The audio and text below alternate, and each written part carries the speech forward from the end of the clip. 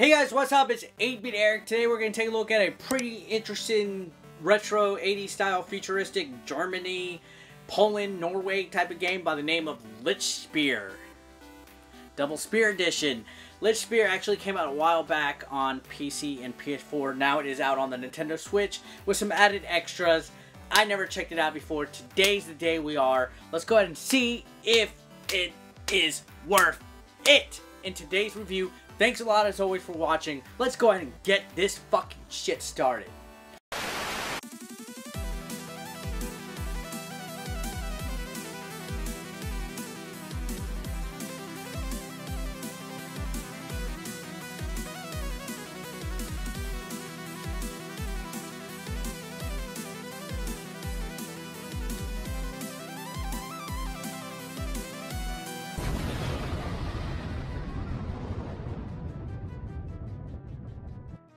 So Lichtspeer on the Nintendo Switch is a brand new version of a game that came out a while back with some added accessories and stuff.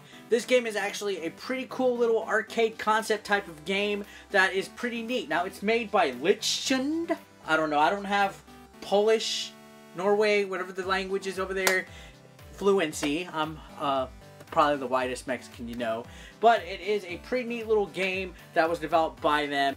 It's a 2D action arcade side-scrolling type of game that has you throwing neon-colored spears at hordes of enemies. Sounds simple enough, right? Now, the concept of the game story is pretty simple. There's a god who is pretty much bored. I guess a lot of gods in fiction stuff are pretty bored, right? Because they're always fucking with people. He uses you for his entertainment.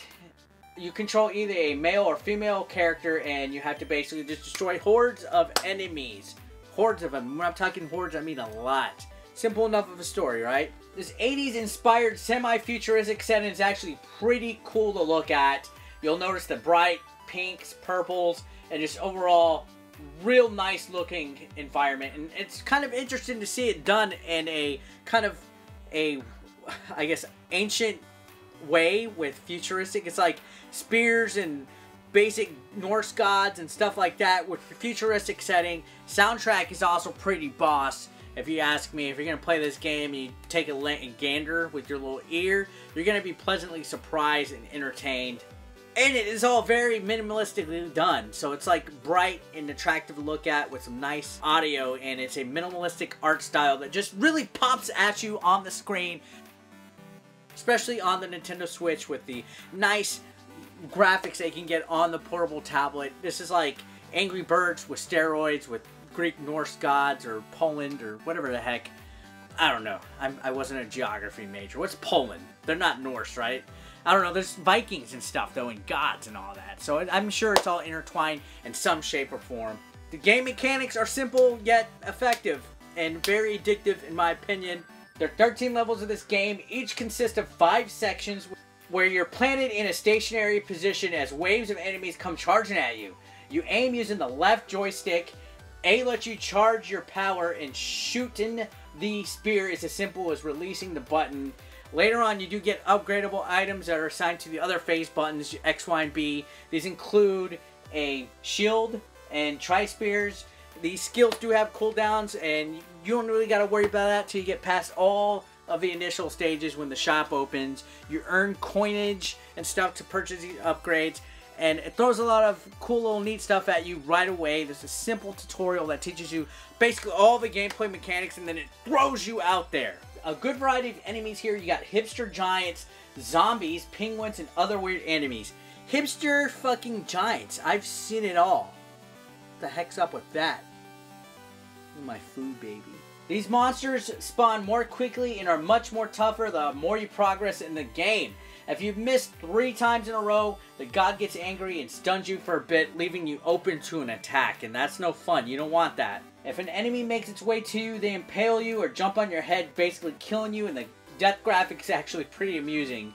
You then restart from that same level or area of level, because there is checkpoints, thankfully. Now, this is all wave-based action arcade style gameplay that fits, you know, the concept of the Nintendo Switch pretty well, considering there's portable mode. This is the best type of game for the Nintendo Switch. Any kind of easy pick up and play, arcade, score ranking, type of game out there is perfect for the Nintendo Switch. Is why I had a load of fun with Lichtspeer. Scoring a headshot in the game rewards you with a basically one-hit kill that helps rack up your score with a bonus multiplier.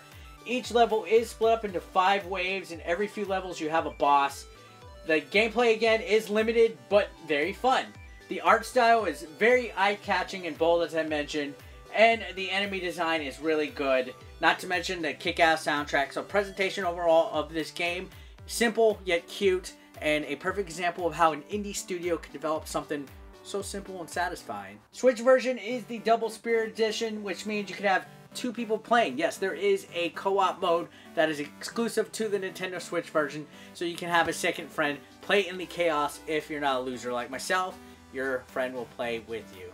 I do prefer to play the game in docked mode because in portable mode, it is a little difficult to see a lot of the stuff going on the screen. That's not to say that the portable mode does suffer. I'm just a play it on your TV type of guy, but I just can't really deny how the portable mode actually makes this probably the definitive version of the Switch, because you can't do that on PS4, guys. This is the Switch version, which has co-op and portable ease.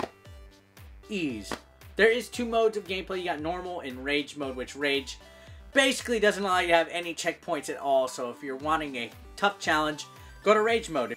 Completing all the 13 levels of the game unlocks New Game Plus, which makes it a little bit more tougher of a game, but rage quit mode is actually on top of that because there's no checkpoint. So there's 3 modes that you can unlock. Co-op mode, a little bit of content here, not too much, but I mean the game's $9.99, not too high in price. I think that's about the standard basic price for an indie title in the eShop. Am I wrong? Overall, the game does have a wonderful style design, just the right amount of content for its price, and, you know, co-op mode. There's no online score system, which I would have liked. No online play either. They could have added a little bit of online capability, but, you know, what do you want me to do?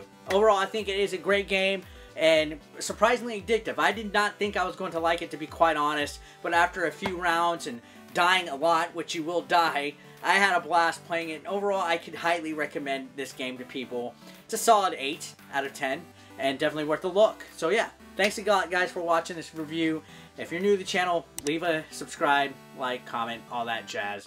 I love you guys. Peace out, food baby.